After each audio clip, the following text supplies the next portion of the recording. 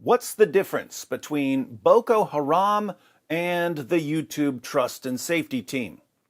One is a group of fanatics who seek to impose their ideology on the rest of the world by any means necessary. The other is Boko Haram. As of this moment, I am allowed to report the most recent attack by Boko Haram. And if I wanted to say that the attack had nothing to do with the religion of peace, I would be allowed to say that. I wouldn't say that because it's not true. But I would be allowed to lie on YouTube as long as the lie protects Islam from criticism. However, if I were to discuss the ideology of Boko Haram so that people could understand what motivates them to slaughter people in the name of Allah, the YouTube Trust and Safety Team would ban me for hate speech because Boko Haram jihadis are now classified as a protected group by the YouTube Trust and Safety Team. So, I'll just read the news. The Guardian reports. At least 110 people have been killed in an attack on a village in northeast Nigeria blamed on the Boko Haram jihadist group, according to the UN humanitarian coordinator in the country. And YouTube protects the killers. Maybe they should change the name of the platform to TerrorTube. At least 110 civilians were ruthlessly killed and many others were wounded in this attack, Edward Collins said in a statement after initial tolls indicated 43 and then at least 70 dead from the massacre on Saturday by suspected Boko Haram fighters. I'm still seeing different death tolls from different news sources. All that I can say with certainty is that a lot of people were killed. The incident is the most violent direct attack against innocent civilians this year, Collins said, adding, I call for the perpetrators of this heinous and senseless act to be brought to justice. The attack took place in the village of Kashobi near the main city of Maiduguri, with assailants targeting farmers on rice fields. Maiduguri is called the birthplace of Boko Haram because that's where the movement started. The Borno State Governor, Babagana Umara Zulum, attended the burial on Sunday in the nearby village of Zabarmari of 43 bodies recovered on Saturday, saying the toll could rise after such operations resumed. The assailants tied up the agricultural workers and slit their throats, according to a pro-government anti-jihadist militia. The victims were among laborers from Sokoto State in northwest Nigeria, about 1,000 kilometers, 600 miles away, who had traveled to the northeast to find work, it said.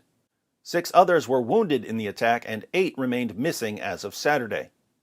Collins cited reports that several women may have been kidnapped and called for their immediate release and return to safety.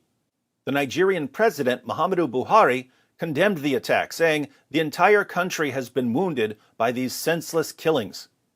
The attack took place as voters went to the polls in long-delayed local elections in Borno State. The polls had been repeatedly postponed because of an increase in attacks by Boko Haram and a rival dissident faction, ISWAP, that's Islamic State West Africa Province. The two groups have been blamed for increasing attacks on loggers, farmers, and fishermen, whom they accuse of spying for the army and pro-government militias. This last sentence is actually the most important in understanding why farmers and fishermen are being slaughtered in the name of Allah. We've seen that there are pro-government anti-jihadist militias. When Boko Haram is murdering and kidnapping and raping in your area, you contact the government or you contact the militia.